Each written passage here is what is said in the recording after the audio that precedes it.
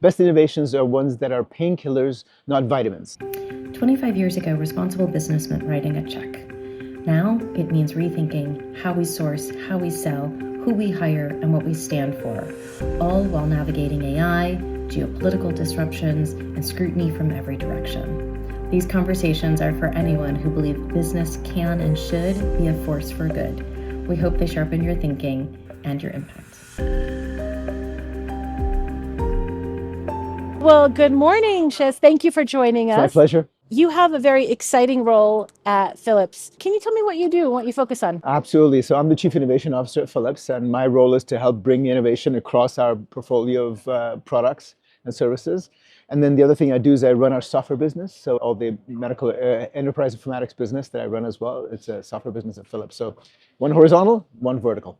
When you think about innovation, where's your focus? In healthcare, particularly, you're exactly right. It's really critical to have a focus on outcomes, not just the technology, because it gets really tempting to talk about the cool tech, but we obsess over what's the impact that you're going to have. In healthcare, particularly, you really want to think of a few things, which is sort of access over install base. What is the way that you improve access to care rather than how much install base do I have? And you want to focus on productivity, not just the product.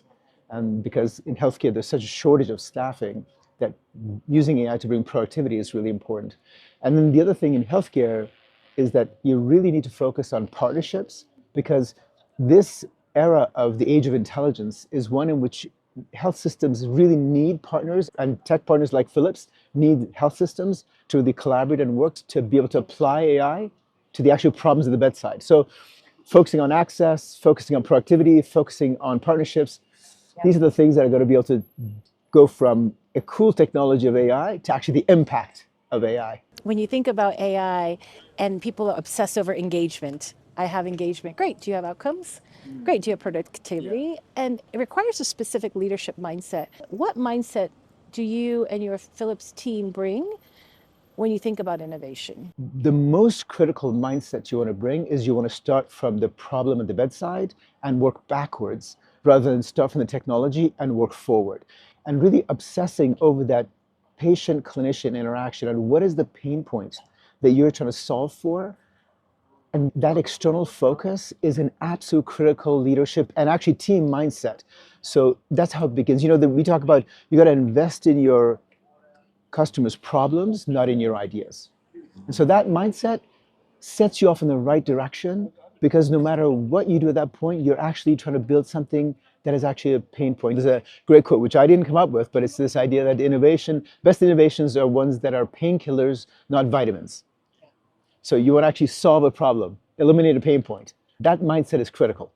When you think about the pain point, and we live in a world where our patients, everything from understanding where to access healthcare, getting a proper diagnosis, staying on treatment, the follow-up, that end-to-end has a number of friction points.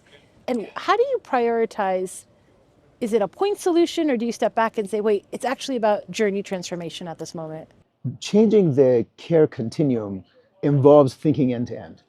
At the same time, any organization can't take care of it all. And so Philips, our point of view on this is that you really want to convene an ecosystem to solve this problem. So we have strengths that we bring to the table. But we also recognize that you have to have, I already said, the clinical partner at the table, because you want to solve a problem at the bedside. We also recognize you have government agencies, you have research entities, nonprofits, you have great young companies that are startups.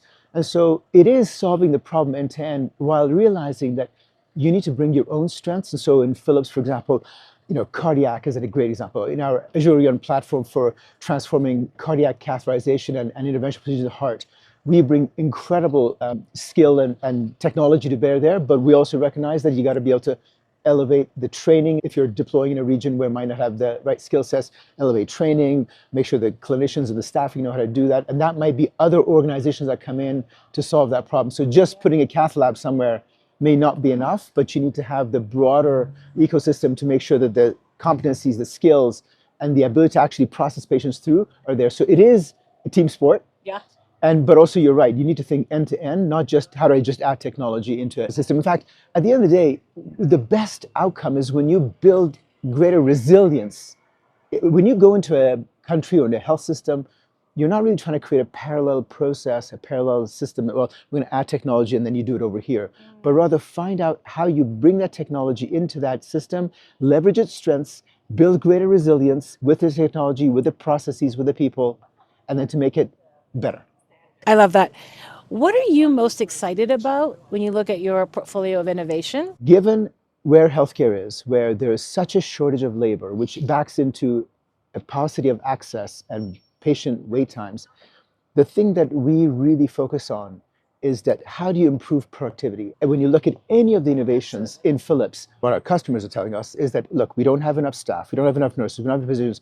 And so whatever solution or product or offering that you look at Philips, what we're doing is working with the health systems to make them use AI to make the things that are administrative, that are non-patient facing, just go away.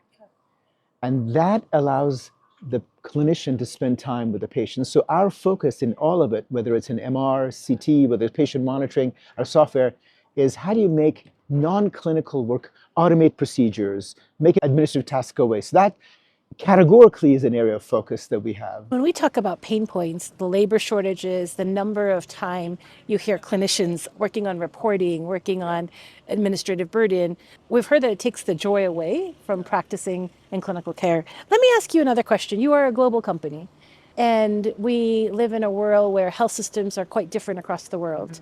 And I know you have great presence in certainly high-income countries and then also middle-income and low-income countries. How do you think about innovating across the globe? The leadership in a global company is that you don't want to have the hubris that says, look, I have innovation, you need to adapt to my innovation. Because healthcare is local.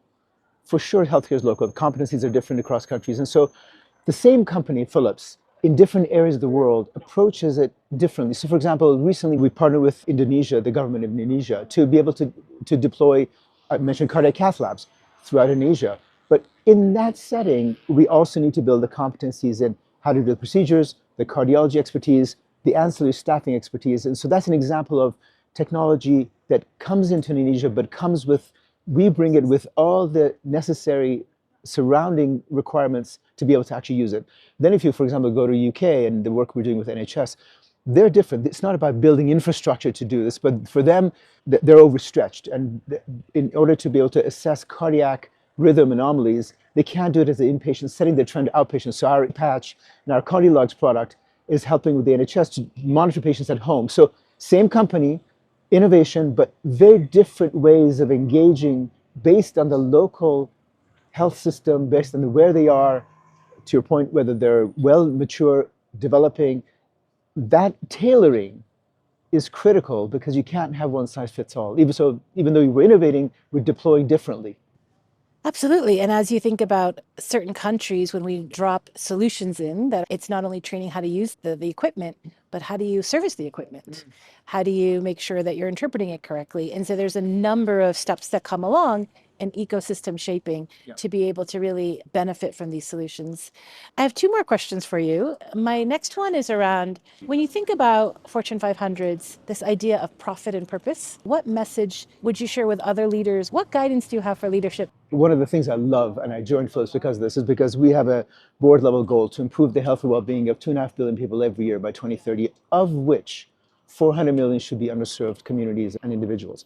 And so our purpose has always been to improve the health and well-being of individuals all over the world. And that is our top level. In fact, we measure that, and every business measures the impact they're having on lives of individuals across the world, whether it's in our personal health division, whether it's in our image-guided therapy and monitoring. So that goal is there, and it's imbued throughout Philips. So for us, purpose, you talk about purpose and profit, they are woven and interlocked, and has been and will continue to be. And that's why we continue to lead in those areas. So very much part of our DNA and our purpose. And then when you talk about what leadership advice, I think you said, the only thing we can be sure of is that we live in completely unpredictable times. I mean, this is, so one of the things that you begin to realize is that whether you're innovating, running a business, whatever you're doing, we have to increasingly start to think in terms of scenario planning and resilience. And so this is an era where it's not just have a 10-year plan and then you just go. It's what you're going to do the next 10 weeks. And Vision 2030 is great, but what are you going to do on Monday?